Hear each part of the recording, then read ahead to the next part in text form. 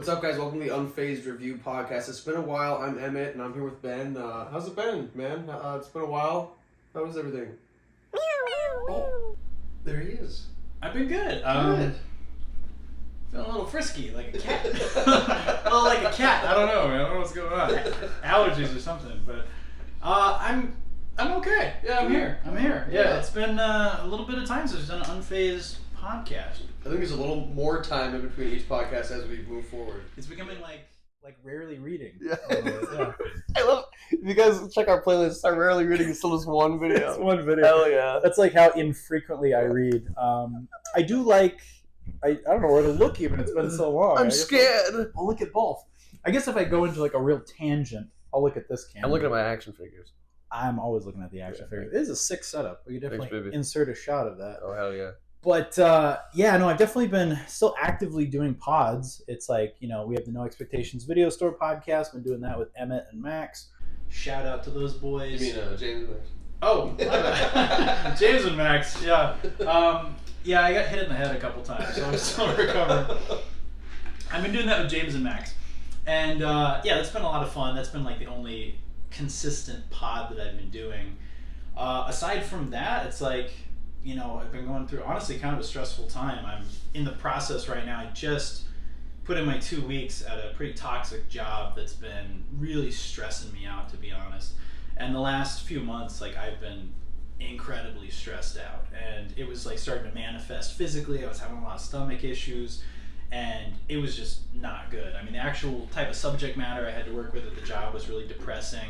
Had to deal with a lot of crimes and, reports of assaults and car accidents and stuff. And it was just a bummer. The schedule sucked. The metrics were outrageous. And I just was not in a good place.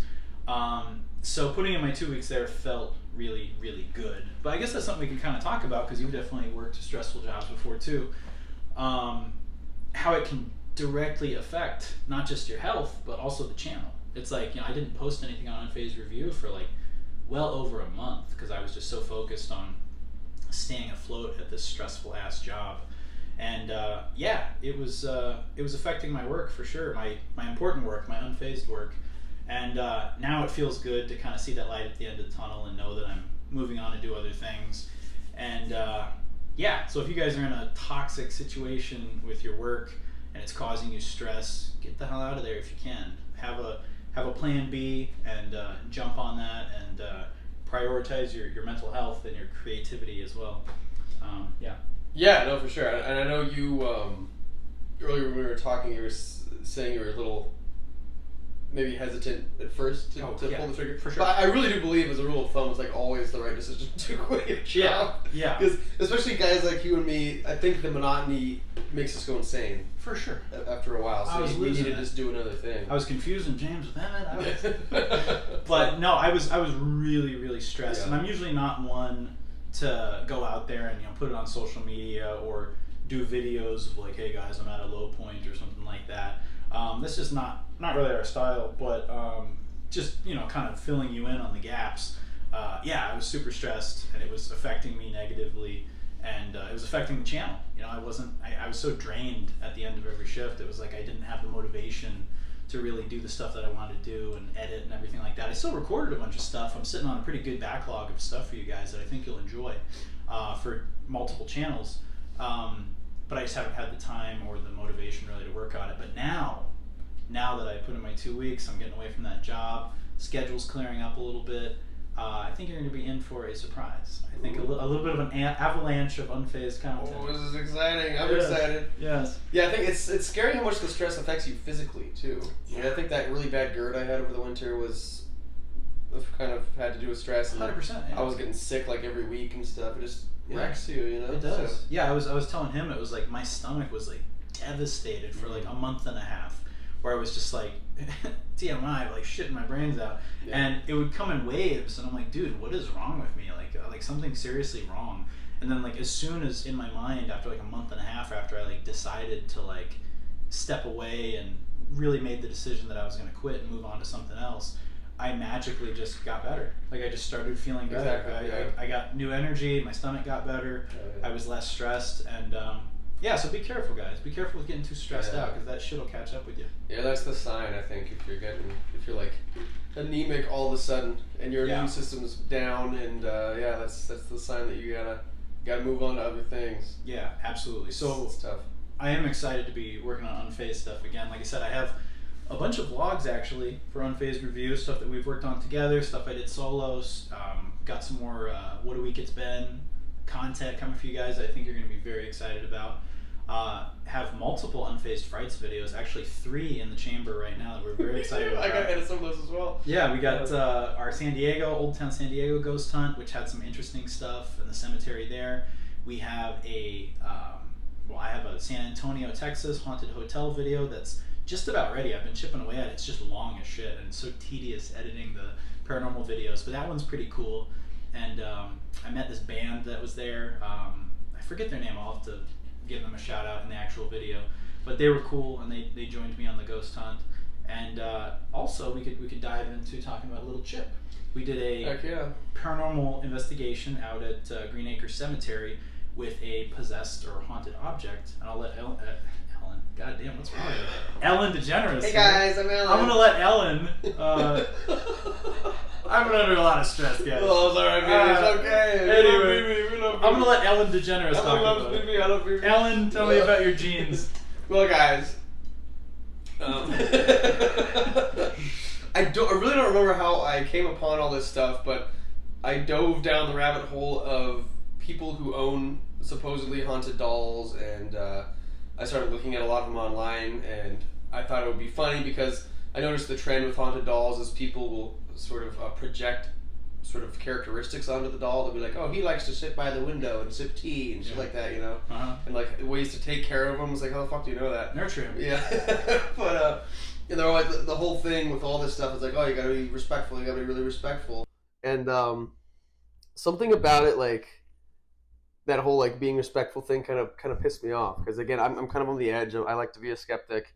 I want it to be real, but I want like rock hard proof that it's real. So my plan was to go against the grain and get a doll and be as disrespectful as I could to it. And I found one. I found an absurd one on eBay that was like $20.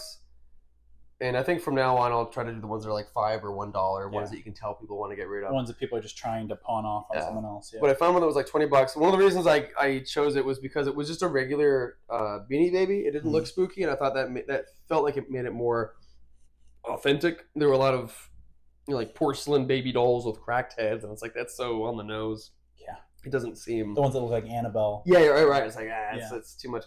But there's something eerie about the fact that it was just like a sort of a clean, basic Beanie Baby. Yeah. And the description was so intense. It said like Baphomet, Satan, Lucifer, blah blah blah, negative energy. So I was like, oh, I gotta fucking do this one. Yeah.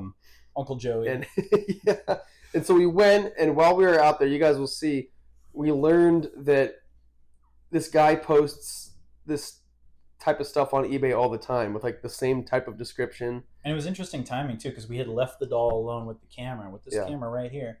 And we're like, okay, we're going to walk away, leave the Talksbox, Spirit Box app going, and see if anything happens. So as we walked away, we went back to the car, went and got a drink of water, and Emmett was looking through the listing again, just kind of, he had just had it up on his phone. And I think you were looking for details on the listing. And he was going through it, and he was like, oh shit. He's like, this guy, 2 hours ago reposted the same item with the same freaking backstory. Yeah. And then he got pissed, and I got annoyed too, because I'm like, oh, this guy's ripping people off. Yeah. And at first I was sort of hesitant. When I physically got the doll finally in the mail, I was like a little more hesitant to just be mean. But after I saw that there was like double listings and there was like the same type of items and the same descriptions, I got pissed. And I went back and I just like kind of playfully beat it up and stuff like that and like flipped it off and shit. Like I wanted to be kind of funny and stupid, but I was also kind of trying to make a point. Yeah. And then that was it. And for the next few days, you were saying like, hey, has anything weird happened to you? And it hadn't until, I will say, it is fucking weird because I still I don't have any explanation for it. Well, I think we should preface it with I started having a couple minor things. Then we'll get into the big one. Sure. But I started noticing just a few minor things. And you guys could definitely chalk this up to coincidence for sure, which I was kind of thinking too. But it was just enough where I was like, oh, wait a minute. So I didn't actually touch Little Chip, the haunted item. I put gloves on. I was very careful. I tried to be very respectful. Emmett fully touched it and everything. And then once he found out, there's a high probability that we got scammed, he was like, hey, fuck this thing, threw it around. Understandably so. I just had fun with it. But I noticed a few days later we were supposed to do a short film with James, or a short skit. And I woke up and I just had this massive sty in my eye, like just the pink, zit in the eye. And I was just like, okay, I'm not going to be on camera today. I look like shit. I feel like shit. It hurt to the touch, like really bad. And totally could be coincidence. I'm not saying that was a little chip, but Emmett also had a breakout on his face. Yeah, so there's like nipples on my forehead. And I was like, okay, so we're not recording today. It is what it is. But was that satanic? Probably not. But then I went to another gig that I had, and I got there, and as soon as I got there, it was like 11 o'clock at night. I noticed my back tire was flat on my car, and a big screw was in there, and I was like, son of a bitch. Just a weird little bad luck thing. Yeah, just little bad luck things. It was nothing major. And then that same day, I got back home, I was super tired, and I went into the house to get something, and I came back out, and I locked my keys in the house. And I was like, shit, no one was home, it's just me. I'm like, shit, so I had to go, and it's like really inconvenient to get the spare key where it's placed. So I went and had to go, locate the spare key and come back, and it was a real pain in the ass. So, like I said, could that just be, forgetfulness and a little bit of bad luck? For sure. I'm not saying that was all little chip, but it was just a bunch of little things all kind of within a short span of time. And then I had really intense nightmares. I had one that I can't really remember, but it woke me up in a panic, like in a sweat, like 2 nights after. And then like 3 nights after, I had this dream about this little like Viewmaster toy that I had when I was a kid that had like national parks in it, and it was like different mountain ranges and Yellowstone and stuff like that. And I haven't thought of that toy in decades, right? I don't know why I thought of that toy, but in my dream it was there in my room, and I would look into it and I would hear these like satanic whispers in my ear in like another language, like in a tongue, like speaking in tongues. And I started feeling like I was being choked and like I couldn't breathe.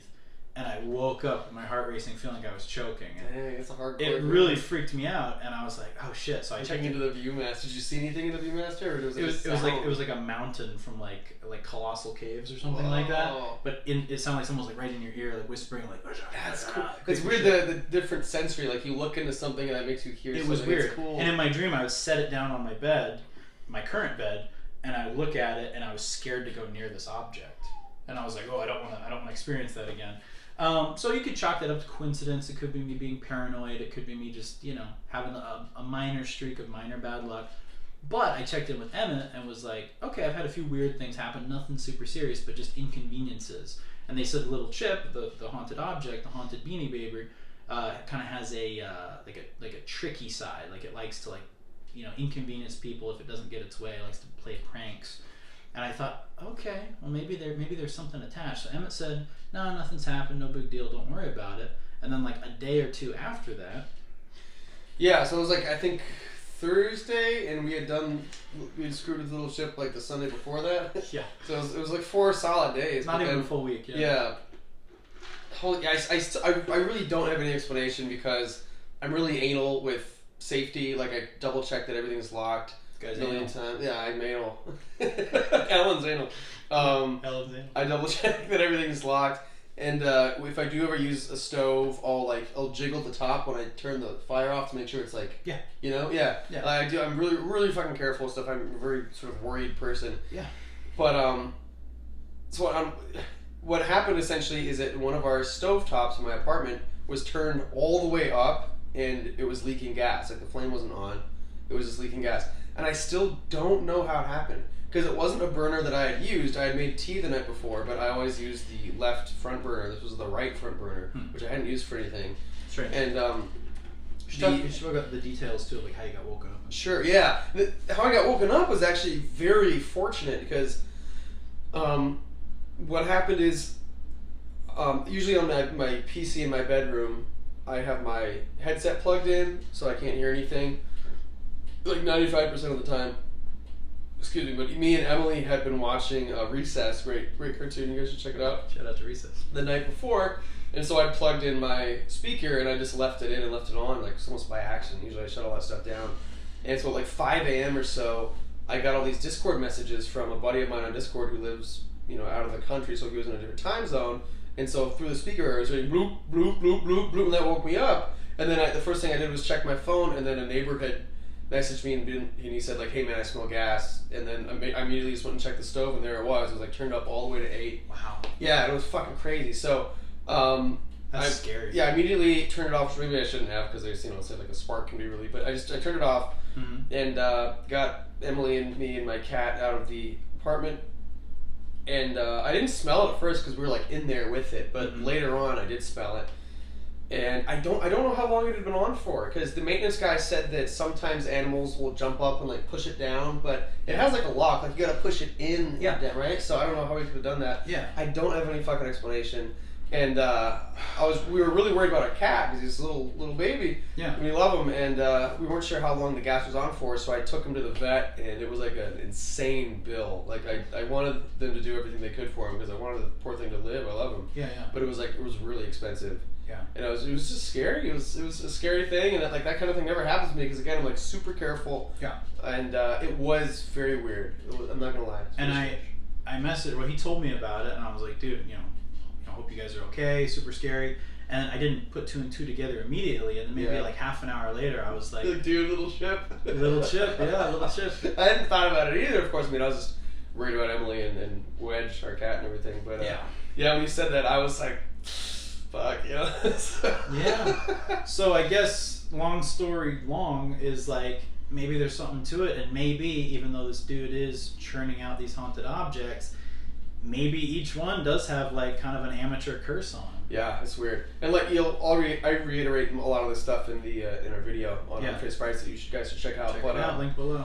I will say, like, when I first got it came to this house, and when I first got the doll, I got it with it came on the same day a couple like action figures came, so I was like ripping open the action figures and having fun, and then I took the doll out and didn't even think about it. Yeah. And I started to like walk down to my room, which is like adjacent to my mom's room, and then I just felt like inconsiderate. Yeah. And I had to get it out, so I was like, no, I don't even want this near my mom. And this was before any of this stuff went down. This is the very moment I got the doll in the mail. Yeah. I just felt bad. Like I didn't want it anywhere near my mom. Suddenly I like believed a little bit. Yeah. And so since then it's just been in my center console in my car. You're being cautious. Yeah, I don't want it anymore. But it's funny. I think it's worth mentioning because I was fully ready to just like balls to the wall, fuck with it and not give a care in the world. But then like the minute I got it, I was like, so yeah. As far as like it was interesting. As far as like a solution though, we were trying to think about it. It's like I think the only move now is to apologize to the object, a little chip, say, hey, we're sorry, we thought that you were a scam. Yeah. We were wrong, we're sorry. And then, if you guys are familiar with the channel, Terror Trader, which is a store in Chandler that has haunted objects and horror paraphernalia, Jason, the owner there, accepts like possessed and haunted objects, so we're going to give it to him. That's great, yeah. And I will say, even Emily, my girlfriend, she like doesn't believe in this stuff, but when I was driving to like Dairy Queen or something with her, and I told her it was in the console, and we were like, I took it out and we were playing with it, and she was like really nice to it. She was like trying to be silly, but she was like petting it and telling the doll that she loved it and stuff like that. And classic. She was trying to play it off like she was joking, but I could tell like she was trying to get on its good side. Yeah. Even she, who like claims to be a total like non-believer, she's definitely trying to like win it over. Yeah, right off the bat, I was like, I'm not fucking with this thing. Yeah. But it was an interesting experience. I do want to do it again. Yeah, absolutely. I think it'll be a fun segment. I agree. Yeah. But it is kind of cool. I know it is scary, and it's like that's kind of the point. But it is crazy when stuff starts happening in rapid succession like that, where you're like, oh, maybe this is bad. Like maybe there's something to this. Yeah, I just want, I'm searching for an answer. I want to believe, Scully, Mulder, all that stuff. For sure, yeah, for sure. And I think that's the healthiest way to do it. Like have like this scientific curiosity about it. And one thing that I'm definitely happy that we do on UNFAZED Frights is like we don't add a lot of spooky music and sound effects, and we're not trying to play it up like Ghost Hunters or anything like that. It's like I'm sure there's elements of that. We want it to be entertaining, but what you see is what you get. Like, it's real. It's all real. It's super real. I mean, it's like I can't think of anything that we ever played up. Maybe in like the early days we would like embellish seeing a shadow or something, but even then we really saw something. So it's like everything on the channel, especially within the last few years, like since we started getting more of an audience, like it's always what you see is what you get. We're super real, super authentic, and because we want answers, you know, and it's like we want it to be entertaining, but like we're not gonna make shit up either. That's why nothing happens most of the time, because we're being honest. Exactly. Yeah. Let's cut to a quick commercial break, and we'll be back. Okay? The following is in code to avoid panic in the streets.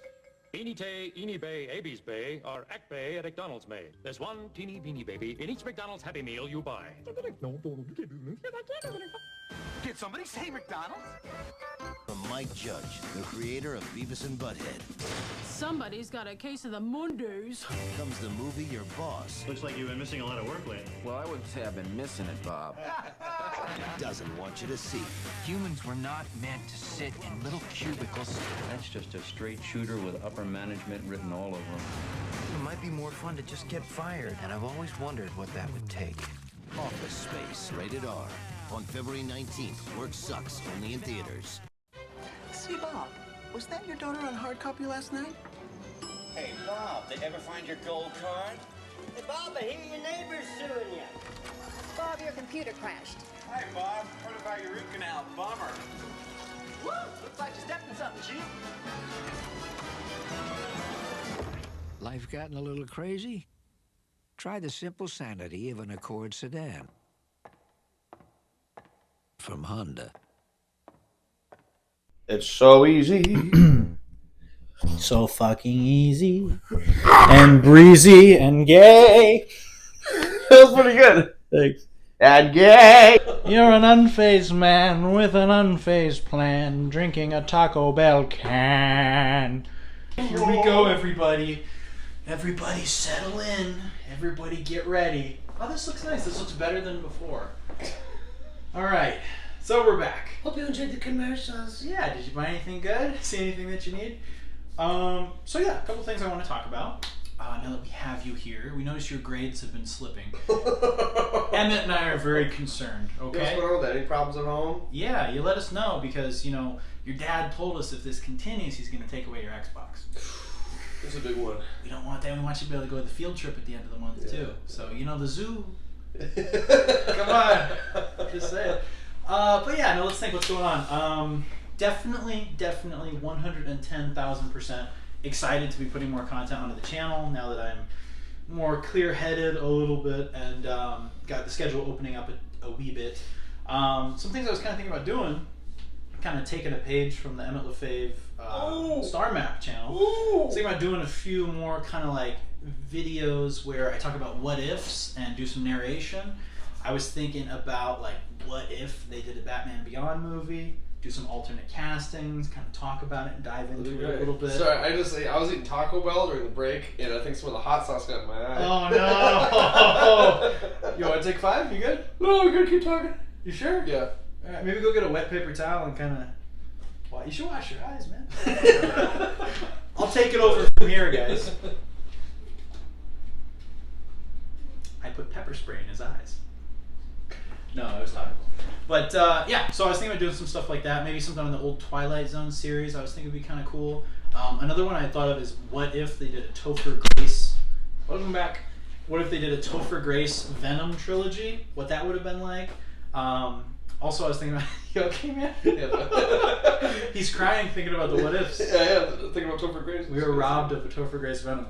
And another one I was thinking that would kind of tie in with stuff we've talked about in the past a bunch is what if they would have done a Thomas Jane trilogy of The Punisher. So like what exactly the second one would have been like, what year, what villains, what characters, what actors.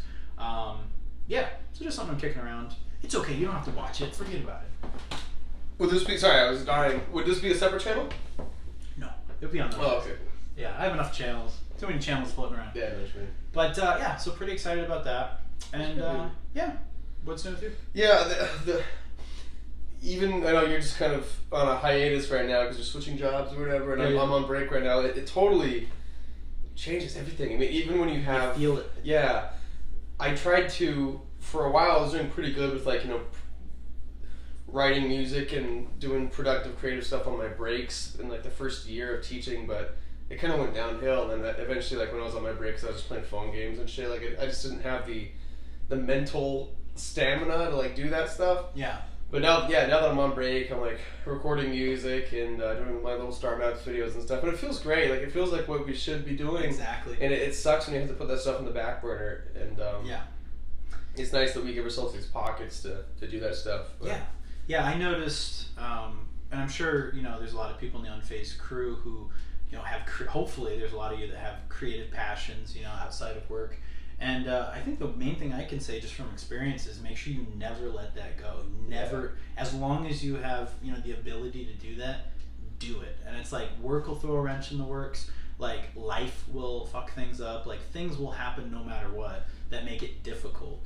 But I've found personally, like when we make videos, whether it's a podcast, whether it's a skit, whether it's a short film, fill in the blank, paranormal investigation, whatever.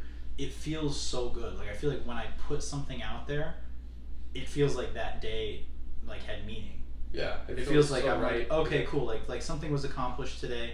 Something that hopefully other people will watch and get some enjoyment from. Something that'll live on beyond today. It's like this video. It's like it might not seem like much, but like it feels good. It's fun. It's fun connecting with you guys. It's fun shooting the shit. We're hanging out simultaneously, also sharing stuff with you guys. And it's cool because it's like a document that'll live on, hopefully, for a very long time. And it's like, even if it doesn't get a ton of views, it's just cool that like 10 years from now you go back and watch it and be like, oh, we did something that day. Yeah, it's the best. I always get like, if you always pay attention to your energy levels, I'm always like up when we're doing the fun stuff. And then, it's like I get so depressed when I'm not able to do any of that stuff. And it's just like work and sleep, and it sucks. It's you just gotta kind of shut down and go on autopilot and get through it. But then, it blows my mind. And if any of you people are like this, any of you guys out there, like find a hobby or a passion or some creative outlet that you can do, because it makes everything so much better. Even if you're stuck in a job that you hate or you're in a less than desirable situation, like find that something that makes you happy. Because like if I didn't have that, dude, I would be such a miserable person. If I didn't make videos, like I don't know what I would do, man. I would probably I would just fall into even more self-destructive behaviors and just waste time. I think I would and I'm already the king of wasting time. But I think, if I didn't have this outlet, man, I would have very little going on. I think though we both have that thing where like we waste a certain amount of time and something clicks and then we're like, I'm ready. That's what happened to me over the summer. Like the first 2.5 weeks I did jack shit. That's the best. It was great. It feels nice. And then something like this last week I was like, all right, boom, boom, boom, boom, boom.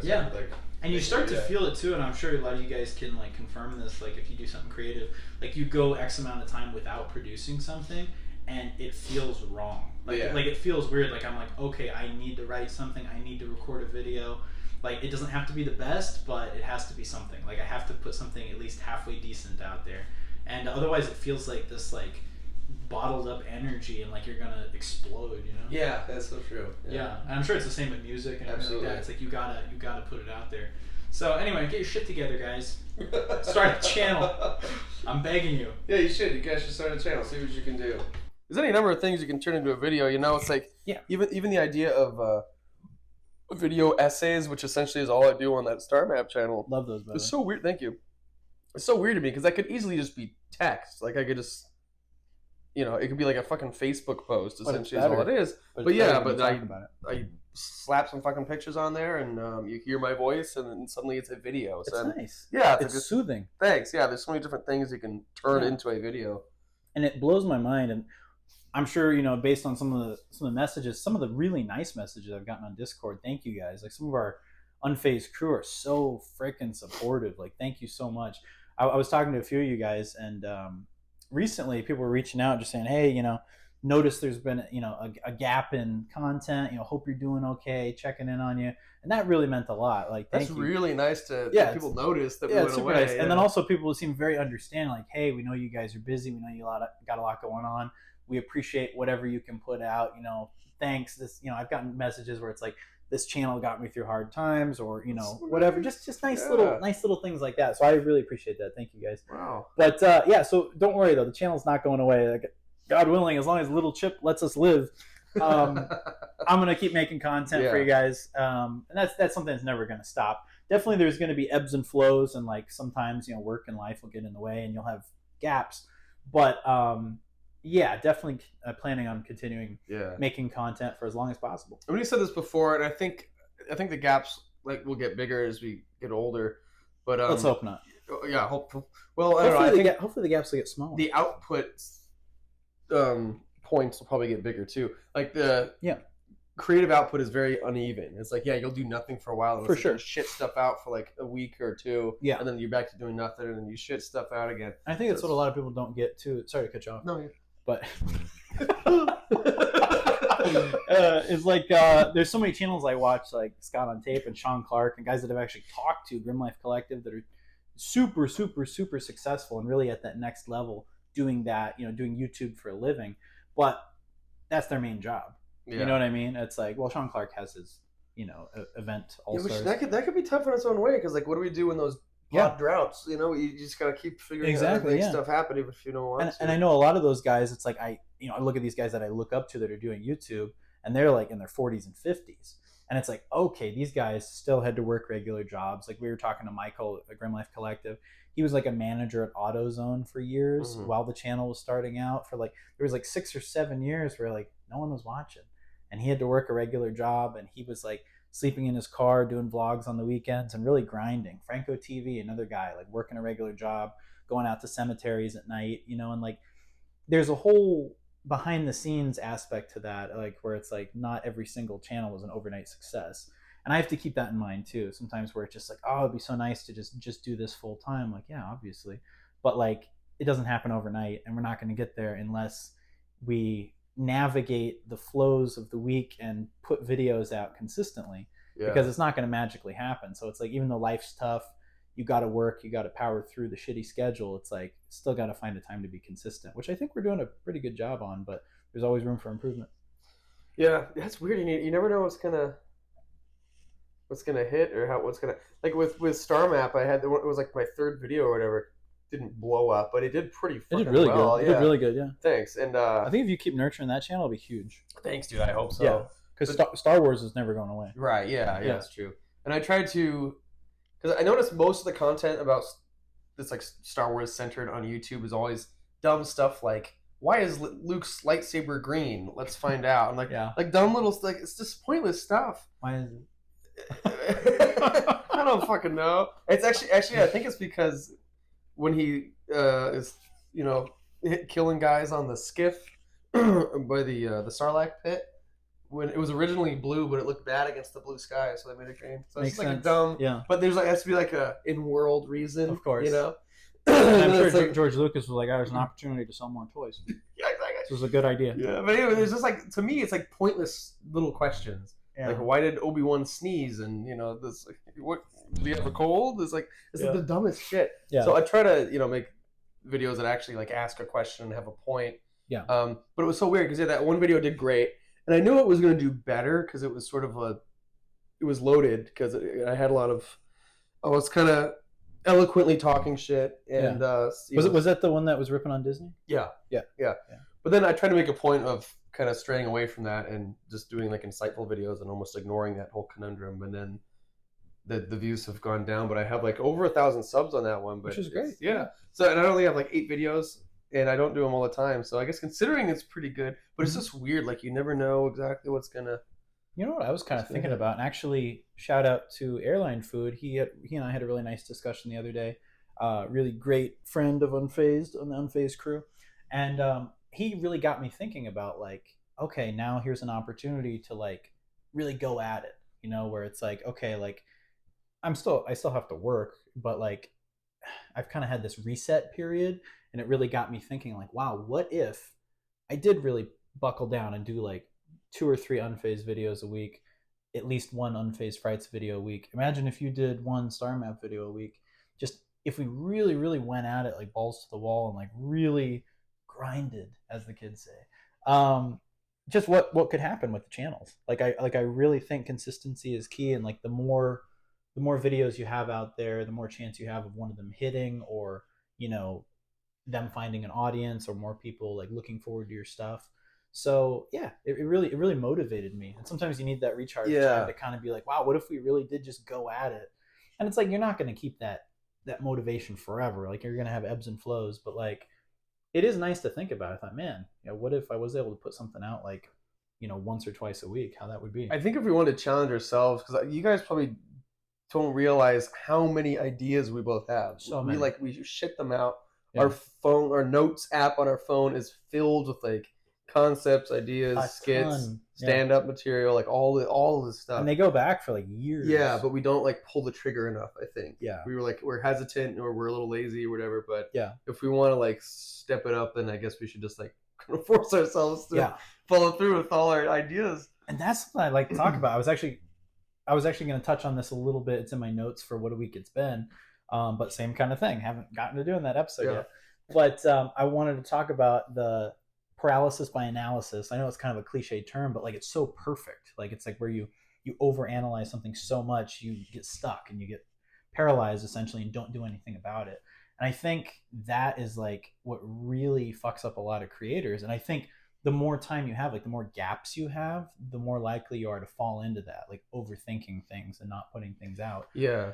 So I think perfectionism in a way can really hurt a channel and really hurt your output, because like you're just constantly like overanalyzing things. You're thinking, oh wait, maybe this isn't the right thing to put out. When honestly, it's like you should just say, fuck it. I'd rather put out a B movie than, this perfect thing just be a script and sit in a drawer. Exactly. You know what I mean? So it's like I'd rather have something out there that's less than perfect, that's consumable and fun. You gotta be willing to take a risk and to fuck stuff up. Exactly. Yeah. And I think that's a big flaw with me that I need to work on, is like I'll overanalyze these things, or I'll think, it needs to be just perfect, or the conditions need to be just right. And then I lose enthusiasm for it and move on to something else. And next thing you know, you haven't had a video in 5 weeks. Yeah. And it's like, shit. One thing I will say though, it's like going through all the stress that I've been through lately and kind of really at a low point, still was doing No Expectations Video Store. You were doing that pretty regularly. Which was good, and we're still doing that, and directed a short film and acted in it. That was really good. You're a good actor, man. You're a really good actor. I'm always like impressed. I appreciate it. You forget how good you I want to do more acting. You should, yeah. But so even in your low points, I guess is what I'm saying, is you can still definitely put stuff out, because you're not always going to feel like 100% great, but it's definitely medicinal to go at it and put some shit out there. The other scary thing that can happen kind of on the same wavelength of the paralysis of analysis thing is I've noticed you can exhaust yourself over an idea to the point of like you're over it, even if it's really good. Yeah. You've like obsessed over it enough that like the excitement has died, and so you just subconsciously assume like it's not good anymore. Yeah. Which is scary, because you can have like $1 million idea, but if you're like over it, I feel like there's so many great things that were just lost to time because people were like, I'm kind of done, never mind. Yeah. And it could have been so great. So, like that shit's scary to me. Like authors that like, I'm trying to think of a good example.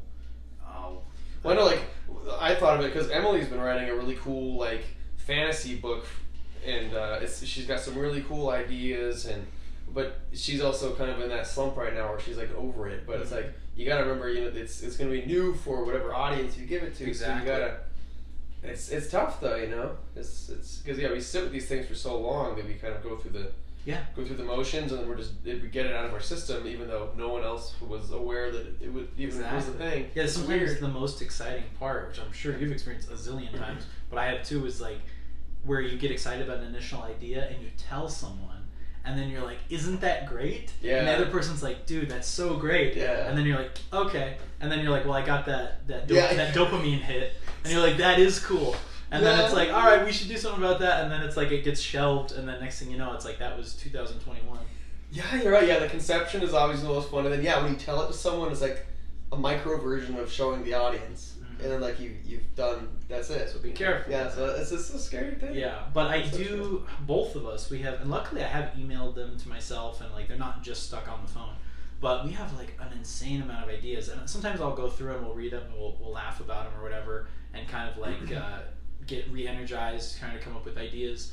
And sometimes I'll go through and I will see green check marks. I'll put these green check marks on the notes, and I'm like, oh, we did do that. So it's like, even though it's like you've got 100 ideas, there's like 13 check marks, and you're like, okay, we got a long way to go, but like it is satisfying to know that some of these like came to fruition in some way. That's true. But we definitely got to step it up. I would like to. I'm hesitant to do it because I've never done it and I don't really know how to do it, how to feel it out. But I have enough material for like a whole stand-up set. So we should do that. We should do stand-up. This is I might do. I want to like do a trial run with you guys. We could do like a live a YouTube live or something where we do our stand-up material. That would be a blast. And we have like a laugh button. Well, I know David Spade did that. I talked about this before. But David Spade did it when 2020 hit, and everything like his show he had, Lights Out, got canceled. And it was so Lights Out for Lights Out. It was Lights Out, yeah. And it was a pretty funny show too. And back when Norm was alive, he'd be a guest on there often. Cool. It was they were good buddies. Yeah, they were great. Norm was great. But love Spade too. But he did this thing where he was just at his desk and he had like jokes that didn't make it on the show, and he would just like once a week like do like a monologue like on YouTube. Yeah, and it was really cool because it like wouldn't hit a lot, and a lot of them were jokes that were on the cutting room floor. So funny. But it was almost funnier because he like knew it was gonna bomb. He was so like intimate. He's just fucking. Yeah, and it would be like him, and then you'd hear like his girlfriend like laughing in the back, and like that was it. And then he was just like, "Thank you." Like that was it. And it's just like him like at his desk at his house. It was. But I think if we did something like that, that would be cool. But yeah, stand up. I haven't done real stand up in years. Like I've done stand up maybe like 8 to 10 times in my life. Like nothing.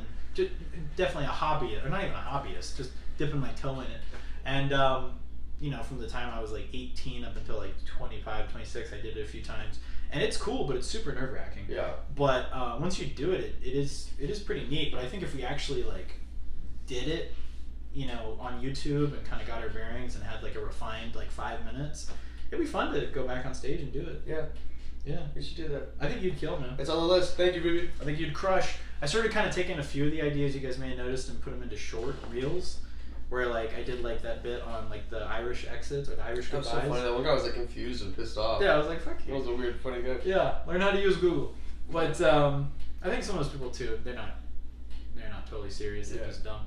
But some of those ideas, I thought it would be cool to turn them into shorts like that. And that was a stand-up bit, and that was something I thought, oh, let's just put some visuals to it and put it out there.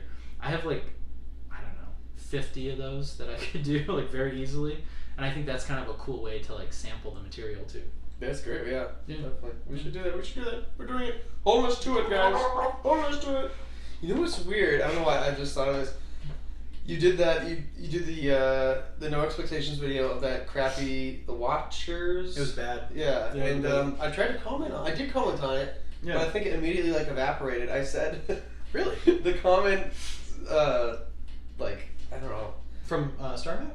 I think it was just from me, from Emerald Faith. Startup is another guy. I said, what did I say? I said like, you know, it's too bad the movie was bad. The director was kind of cute, and then I said like, she was cute. Maybe she should direct and star in an OnlyFans video. Nice. But then it's scary because. Did you take it down? It's I didn't even get a notification. Right, it somehow sensed that was like, oh my god, are there boogers coming out? No. I think we're good.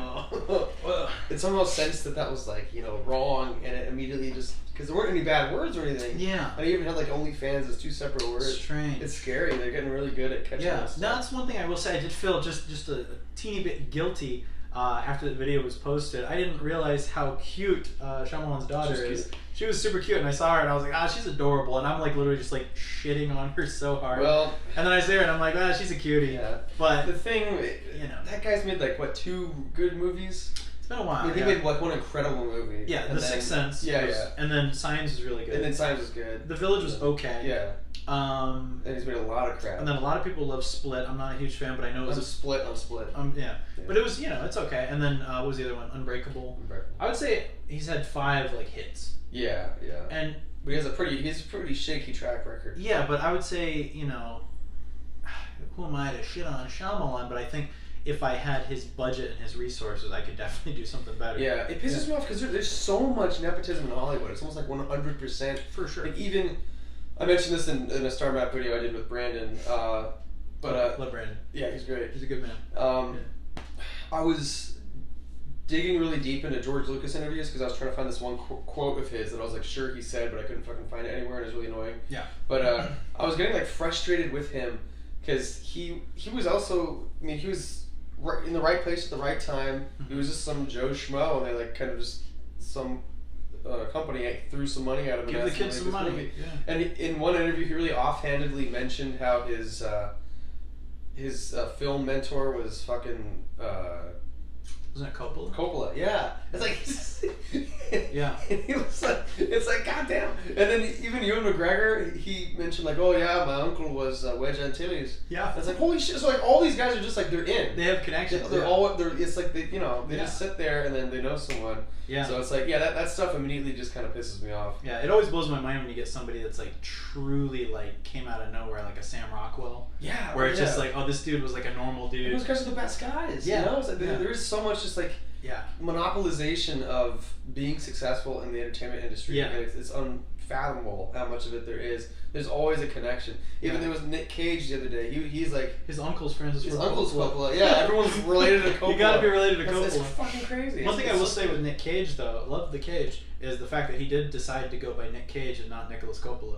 Yeah, I mean, yeah. Like where it's kind of like, okay, cool move. Yeah, he wanted to distance himself. Yeah. But he was still like, I mean, he had the connection. Yeah, you know, of course. like, He had the connection. That's the thing. Yeah. And yeah, like George, as much as I love him, he's fucking. He was really talking himself up, like how great he was, and then offhandedly he was like, Coppola was my teacher. He was like, oh fuck you, dude. You know, like, and at that point, it's like Coppola had already done quite a bit. Yeah, exactly. That's crazy. And the other thing was, he had so many guys around him making everything look dope. Yeah. Like he had the Rolf McQuarrie like drew all the concept art. So good. Like he made X-wings look like they do. So like no one would give a crap about Star Wars if it weren't for those cool ships and stuff. Yeah. And then he had John Williams do this incredible soundtrack. And then there was one moment in a documentary that really made me angry where these guys had carved these busts of different aliens, and there was like 30 of them, and I think it was all concepts for one character, and they had like 30 of these incredible designs. That's and crazy. George Lucas just waddles up and goes like, "Oh, I like that one." And he like goes away, and then that's it. It's like he has all these geniuses around him, and he's just like, "Oh yeah, sure." It's kind of like I would assume it could be the same about someone like Elon Musk. Yeah. Where it's like, of course, yeah, Elon's brilliant. He's done more than most people would do in 10 lifetimes. Like, yeah, he's a very, very successful guy. But I'm sure he has an army of ultra talented people just like George Lucas around him that are massive contributors that we'll never know their name. But they're responsible for like huge, huge portions of SpaceX or Tesla or the Boring Company or whatever. Yeah, it's freaking crazy. Yeah. Like, if we had that, Oh my god. Yeah, that's the thing. Sometimes you get people that are big, well, let's see you do better. And I'm like, well, first of all, screw you. Yeah, if I had a giant team of all these geniuses, Here's my thing. We could. Like, if someone, got mad for, like, I forget what movie it was, a while back, it was on NOX, where, we ripped into a movie and someone was like, oh yeah, well, screw you, they're more successful than you ever be. And I'm like, not necessarily.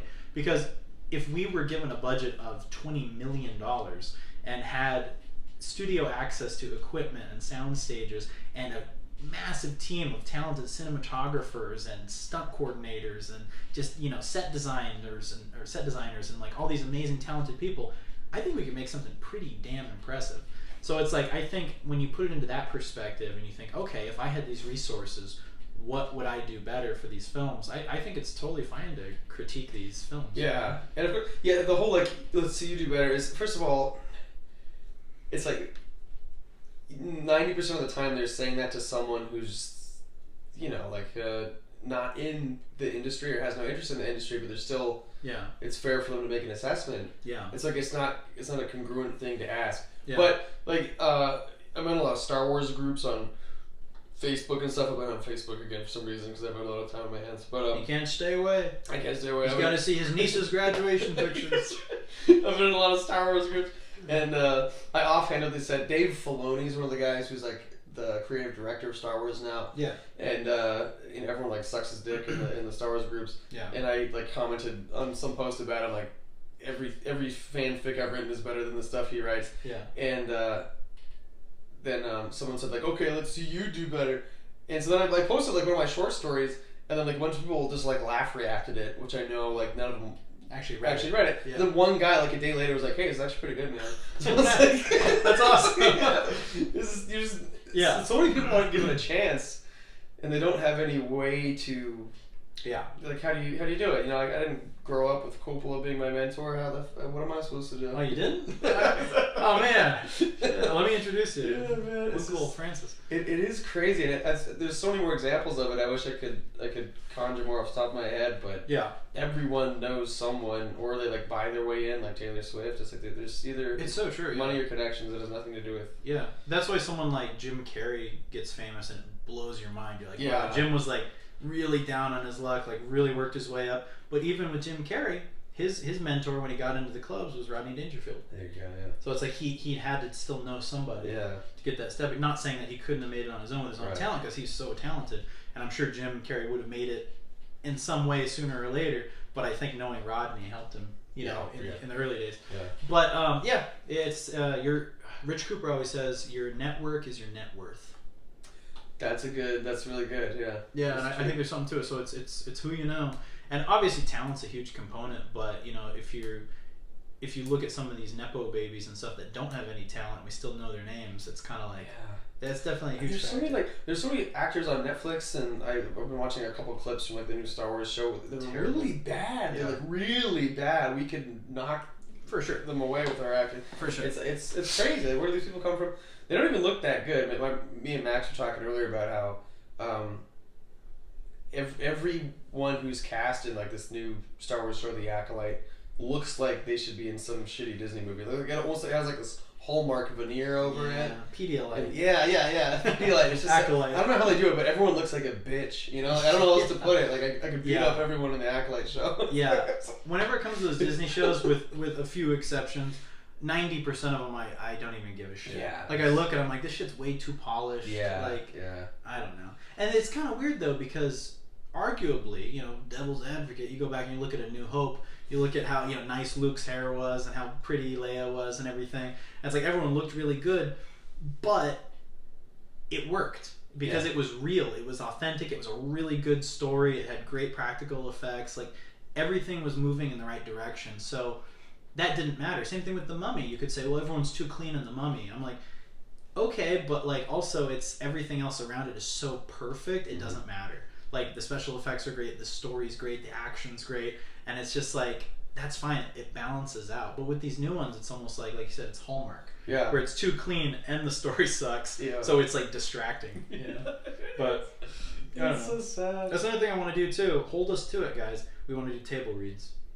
Yeah, that's the easiest thing to do. It's a table read and there's nothing to it. Then you can see what we're working with. Yeah, maybe later this week, depending on what you got going on. Yeah, I think we're kind of open. Good. Yeah. We were cracking up over American Spunk. Funny as well. Fill them in on American Spunk a little bit. That was our old.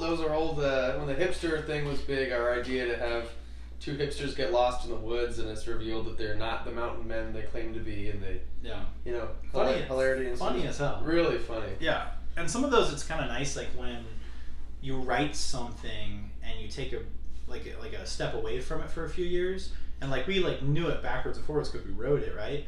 But like that was written in 2014 or something like that. So it's like you go back now and you read it and you're like, oh wow, this actually made me laugh, or there's jokes that I forgot about. Like that shit's so satisfying. Like yeah, it was cool. It was I don't think we'd ever taken that much time away from one and then read it again. Yeah. And I told you I had that weird effect on me where there was one line from it that I recalled the next day, and I thought it was from a real movie. I was like, what is that from? That's really funny. And then it took me 2 minutes. I was like, oh my god, that was from American Spunk. Yeah. That was from our thing. Yeah, that was cool. It's cool to have so much time away from it because you appreciate it from such a different perspective. Yeah. And then we started reading Studio Cat, which is a great idea. And that was really good. Thank you. It was really funny. Yeah, Studio Cat I definitely want to read. I don't think we finished it. We finished Spunk because we were so into it. American Spunk. But Studio Cat, yeah, we read 30 pages of it and we're like, oh, we got to save this for the audience. We'll have to do Studio Cat first, and then maybe Three Guys. Yeah. And then finish with Spunk. Yes. Yeah, I think that would be a blast. And they're so easy, too. I would say maybe get Max or Emily or someone on board to read with us just to kind of balance the characters. Especially Three Guys because it's such a big... big... Exactly. Yeah, exactly. Yeah, Three Guys we'd need at least two other people. It would be cool to have just a designated narrator, too. Yeah. That'd be kind of nice. But yeah, I think you guys would be in for a treat for sure. If you like any of our lore, any of our sense of humor, I think you definitely vibe with these scripts. Yeah, a lot of the little things we say that probably don't make sense to you will reveal themselves to you. Yeah, I think that would be really fun for you guys too because you'd be in on the jokes. Yeah, we reference our own scripts all the time. We do, yeah. I think it'll be fun. I think it'll be good. But fantastic. Let's do one more commercial break, then we'll wrap up with some finishing thoughts. You see New York from our point of view. From the World Trade Center observation deck, the highest in the city, the highest outdoor deck in the world. You'll fall in love with a New York only flyers used to know. Cross our famous bridges, from behind glass or under the sky. Explore 3 states as the city comes to light. Come, spend a sunset on top of the world and see New York from our point of view.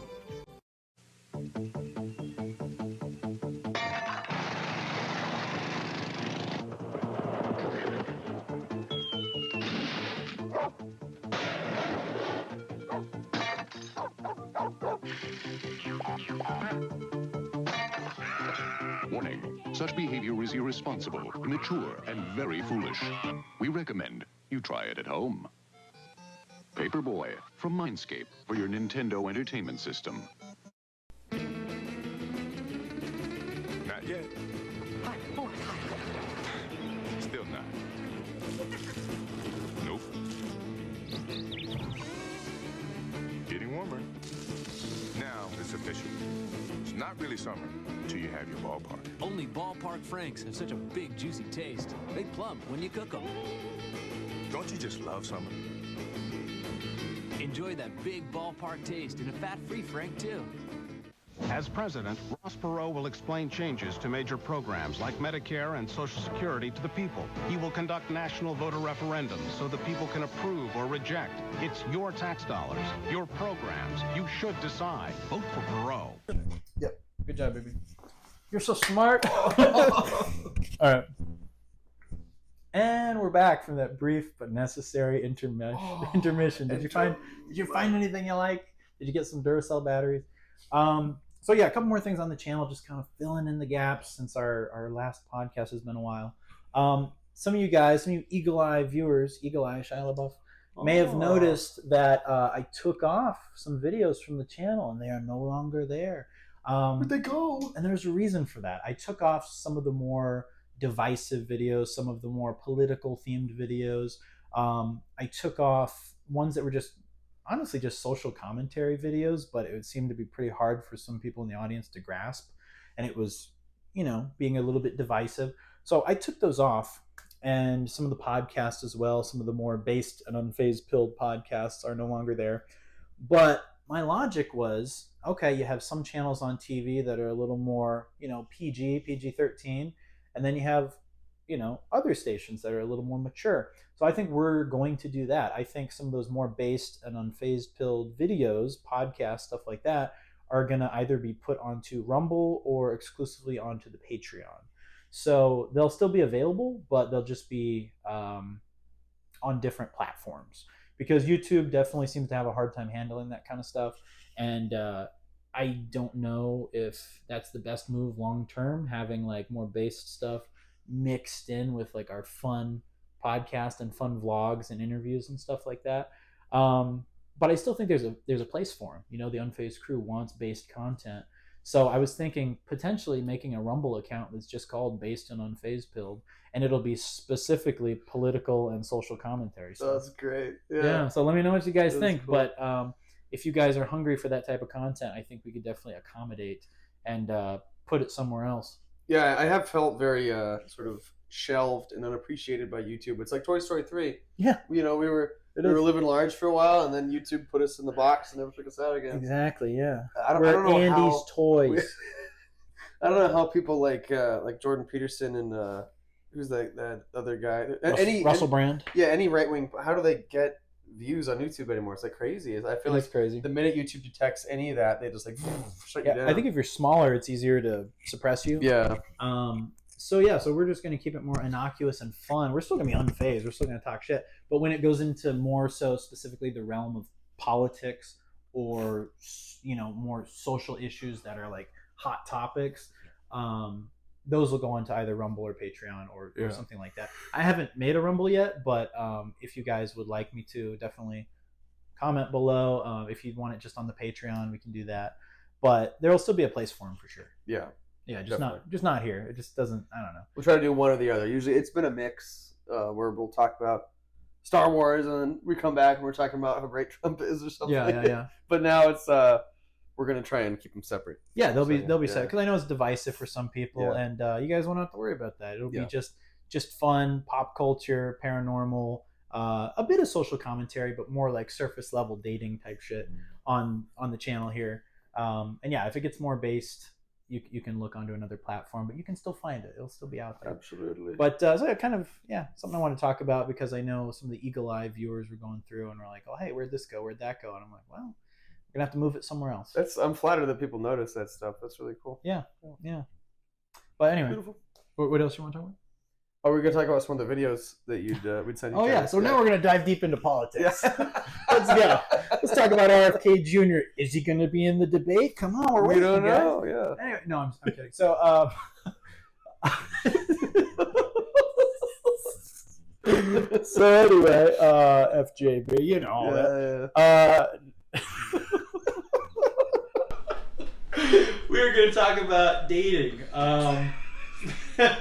There was this video I saw. I'll kick it off with this one first. Both our phones are occupied right now because we like that sweet iPhone footage. True camera action. Hoo. Just record from your mind. From my mind. What can I recall, Ellen? Let me see. I distinctly remember. It was this chick, and it was just on Instagram. I saw it earlier this morning, or this afternoon.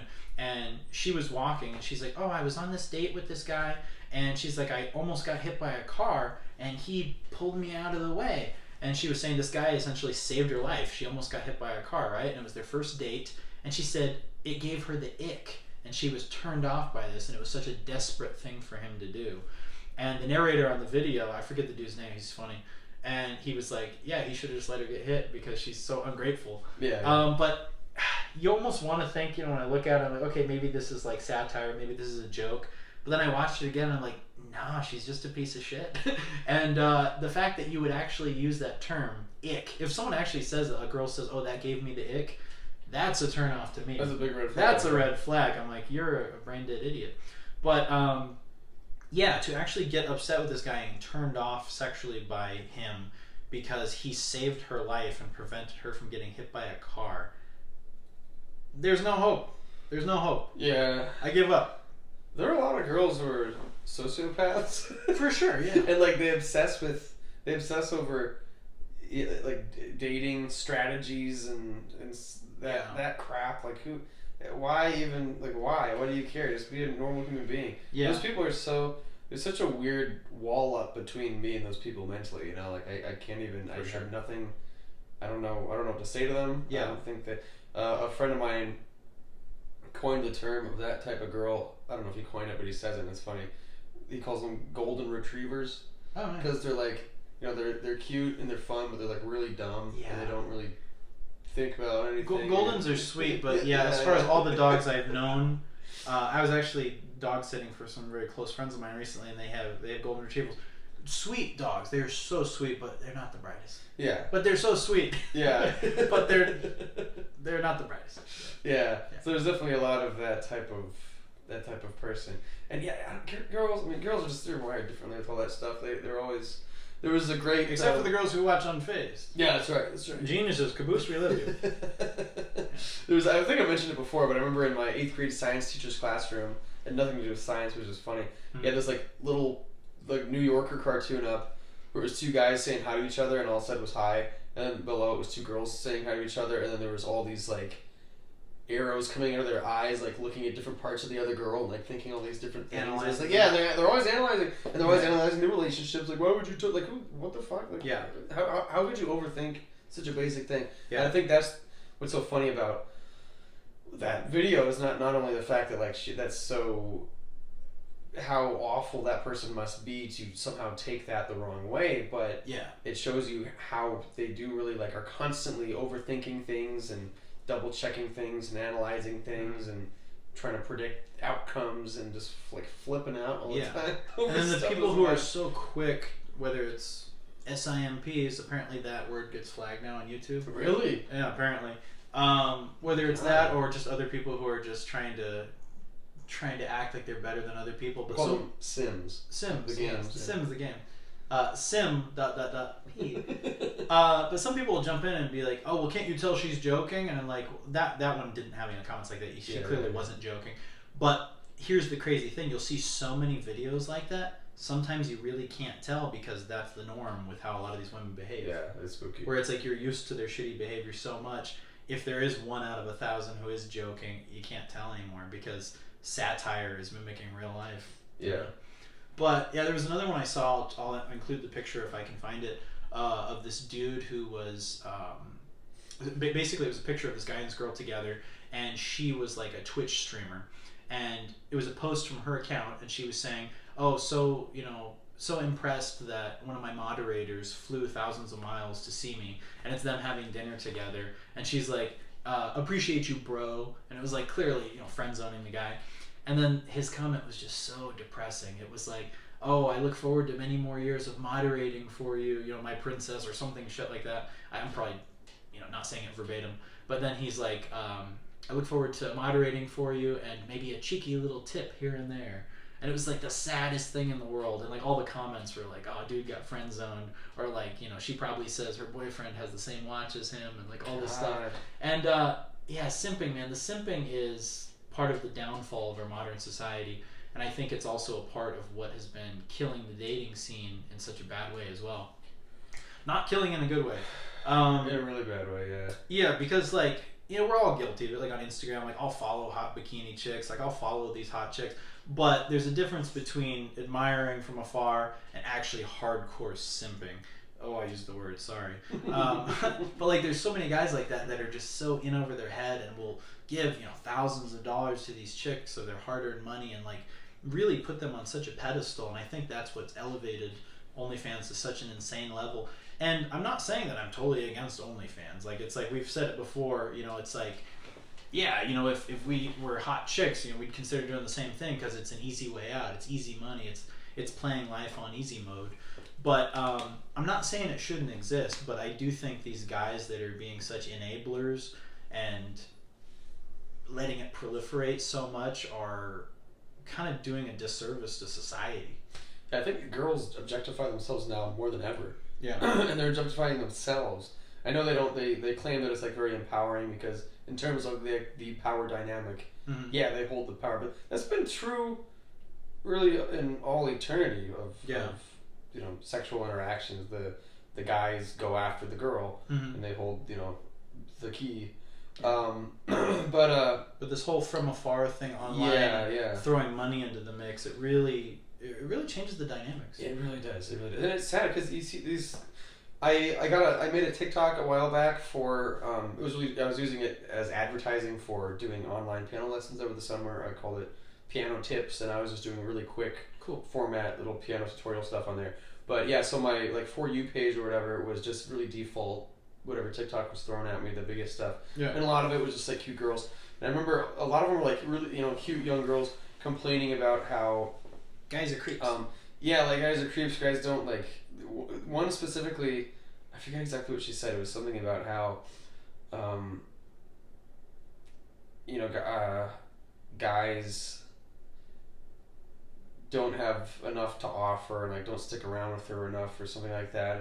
It was about how she didn't feel like she was worth a lot, but it was like if you go through like her TikTok, it was all just like her doing cute little dances and stuff. It's like they don't have anything to offer other than their body, and like you can just, I hate to say it, but you can just tell from looking at them. Yeah. If they're like put together to the extreme like that, then like they don't really do anything, and they just look cute, and then they get sad when they're treated like normally. When they're treated like what they look like. Yeah. And it's such a sad. I have anti-culture. I have noticed that dichotomy recently that is kind of refreshing, where you'll have like what's her name, Sophia Rain. She's like one of those hot chicks that's like just hot and dances. She doesn't even speak ever. She's just hot. That's her thing. She's just hot and she's sexualized and that's it. And I've been noticing more and more comments that are like, "You suck at dancing. You're so lucky that you're hot. You have nothing else to offer," and like kind of like those bitter kind of black-pilled comments. And you're starting to see more and more of that on different profiles where it's like this like anger coming out. And I'm not saying that I fully encourage that, but I think there's some truth to it. Yeah. And the absurd, like if they weren't hot, they look like idiots. Yeah. Like the stuff these girls do is so stupid. Like it's so cringy. Yeah. They look dumb as shit. But it's like they're hot, so everyone's like, "Oh, it's okay. They're just a cute." Like the stuff if we did it, everyone would be like, "What?" Everyone would love it. What is your? Everyone would love it. Like, what is your problem? What's going on? Are you okay? Like, how dumb? It's like it's insane stuff. If we were just like like that girl who like She was in a bikini and she was like running up the car and then she broke the windshield. Yeah. Everyone got mad at her. Thank God. Everyone hates her. Yeah. But even then, though, it's like I'm sure fucking making she's way more money than I'll ever see in my life. Oh, she's probably making millions. Yeah. I saw a thing. Here's one who's kind of a sort of an exception to the rules. Brain fart. I don't have my phone. The hot MMA chick, the fighter. God, what's her name? It's okay, you can post it the blonde, later. the hot one. It'll come to me. Ronda Rousey? Not Ronda Rousey. I don't know any other. God, it'll come to me. Insert picture here. Anyway, but she had a whole MMA career and did all this fighting and everything, and then she decided to make an OnlyFans because she's hot. Her first weekend, 2 days, her first weekend of having an OnlyFans, she made more money than she did in her entire career fighting. And we're talking like 8 to 10 years of fighting. Isn't that crazy? And in 2 days, she said she made more money than she ever did fighting, like actual like pay-per-view fights and stuff. Yeah. Isn't that crazy? Yeah. So I get it. Yeah. But and at least she had something to offer in terms of being a fighter at one point. But aside from that, most of these chicks, just talentless and just jiggling their booty. Yeah, which is like, again, like it makes a ton of money, but I'd be surprised. Paige Van Zant. Paige Van Zant. Oh man. Yeah, that's it. Yeah. I'd be surprised if there wasn't a small part of them that felt bad. No matter how much money you have, there's got to be some level of unfulfillment, some level of. Well, I think a lot of people get annoyed with it too. And like I said, I don't mind. Like I follow her on Instagram. She's a hottie. She's banging hot. Like she's attractive. But but I'm also not contributing to her OnlyFans either. I'm just admiring from afar. But a lot of people were getting mad at her because of the whole them sexualizing themselves and bringing it into the sport. She was doing a fight with some other chick and she came out of retirement and got her butt kicked, honestly. But the girls did the weigh-in in these lingerie outfits, and everyone was kind of like, "What are you doing?" Yeah. Like, what? They're taking it to a different level. It's almost like they're doing the fight. Sexualizing the sport. They're sexualizing the sport at that point, where it's like the other women fighters are probably like, "Come on, what's going on?" That's gotta be annoying. Yeah, where it's kind of like at that point, it's not even about the fight; it's about just a promo for your OnlyFans. Yeah, so it's so weird. It's really sad because it's like they're all these women they're incredibly successful, but I thought the whole point of feminism was that you're you're showing the world that you have more to offer than just your body and your looks or whatever. Yeah. And what's happening is the polar opposite. Yeah, which is ironic. They're confirming that what the one thing the world wants is their body. Yeah. Which is so sad to say, but I mean that's what's happening. Yeah, right? and then they're turning it around to we're in control now. Yeah. It's like, okay, but as long as you keep showing your vagina, you'll be in control. So it's not that. Exactly. I don't think it's what they think it is. And not to shit on Paige Van Zandt, she's all right. But as far as the rest of them, there's a lot of ones where I'm just like, what are you doing? You're a hypocrite, Yeah. But I don't know. But anyway, as far as it would be really interesting to see a whole shift in the culture. Everyone says dating's broken, social media has ruined everything, and to an extent, yeah, it has fucked up a lot of stuff. But I think if you really did see a bunch of guys say, well, maybe let's not give vast amounts of money to these OnlyFans anymore. Can you imagine if that business dried up, how that would change things, how that would bring things back down to a different level? I know it'll never happen because guys don't have the self-control. They don't have the self-restraint. But if everyone just immediately, agreed on this consensus of let's not give money to OnlyFans anymore, things would change real quick. Yeah.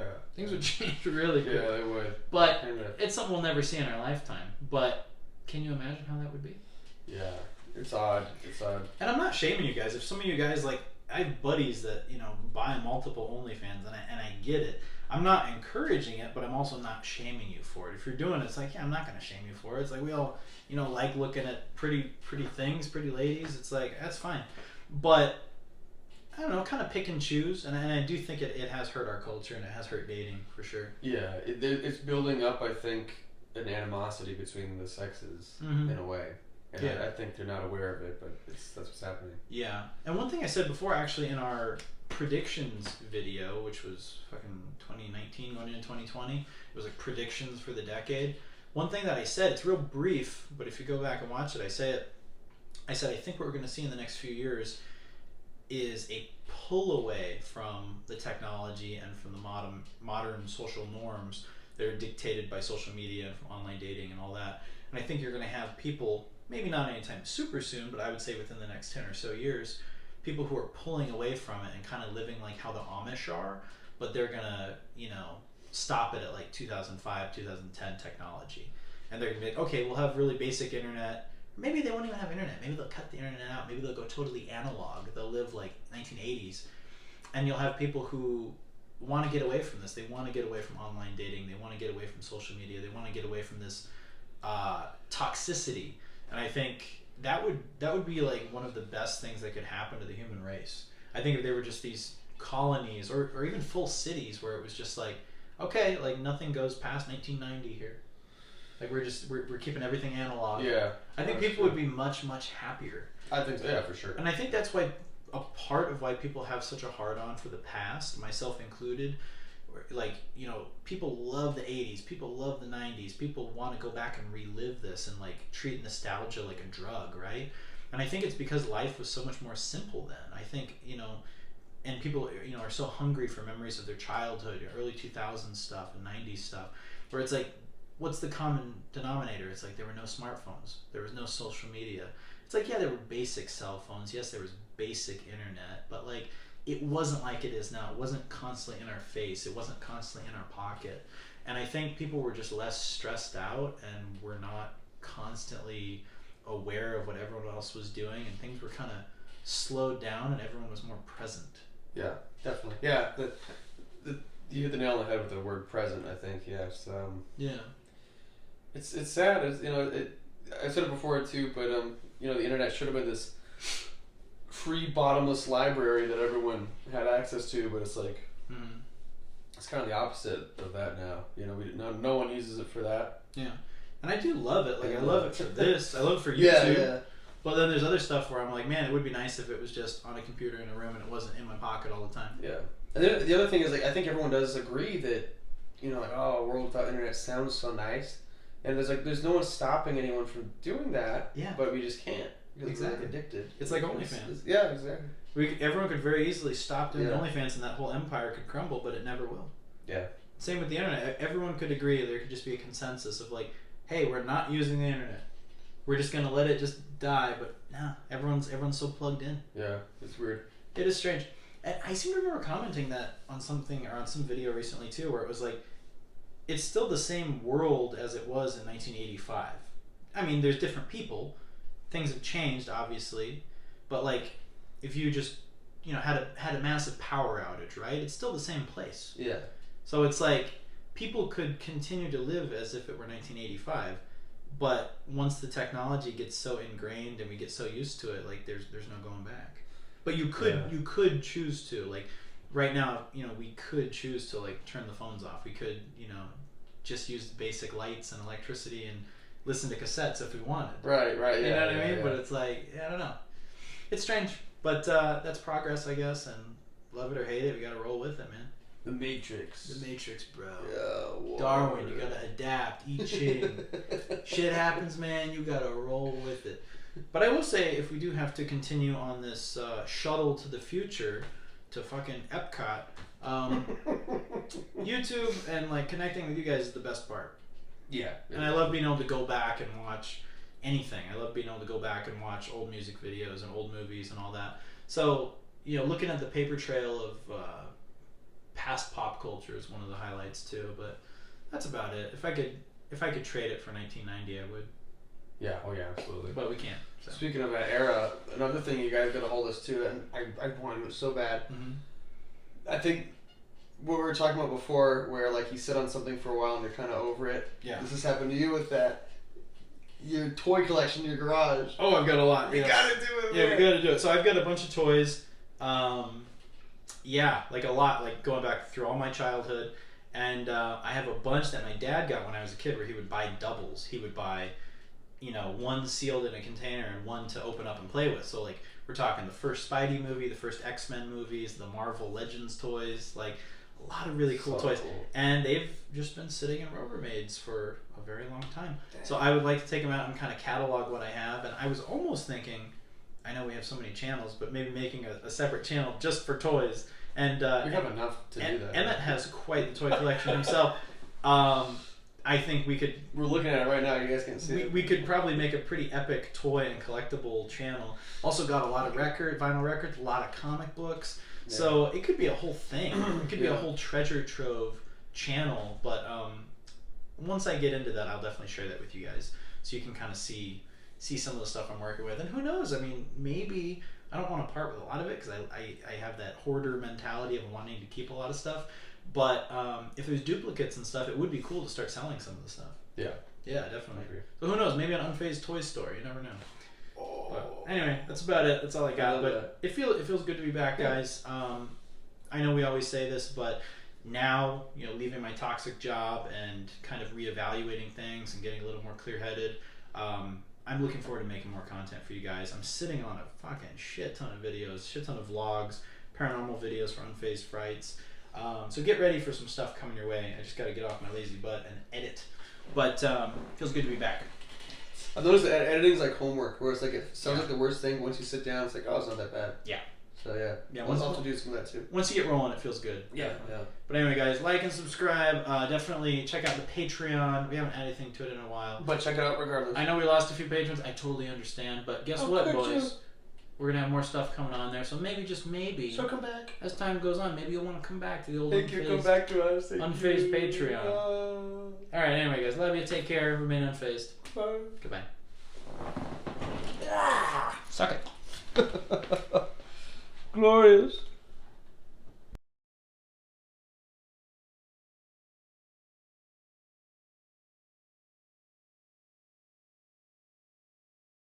You cat. Alright, this one's going. Good. Wow, look at that. Look at that fucking angel. Oh my god, you're putting on a show. No, let's see put here. Put it like right below your chest. If you want to use this. Oh, lavalier. Like there. Right about here? Right about there, baby. Or should I have it here? Here? Whatever you want. It's not too close to the mouth. How about this? Perfect. Oh wait, it should be up. If you can. Finkelstein. Oh, the Finkelstein. I'm a big fan of Finkel. I'm a Finkel fan. What's the trick, Emmett? Bunch up your shirt a little bit. Okay. And then try to... There you go. Like that? Yeah, good enough. It'll be swell. Hello, everyone. Is that good? That's perfect. I think it's good. Okay, perfect. Oh, shit. You ruined it. Oh, fuck. The shot. Oh. There we go. That's looking pretty decent. What do you think? That's not bad. It's not half bad. Alright, and then golden Pazuki. Okay. It's Snowy wants to come in. She can dazzle us with their presence. I don't mind it. Hey, Snowy! Alright, and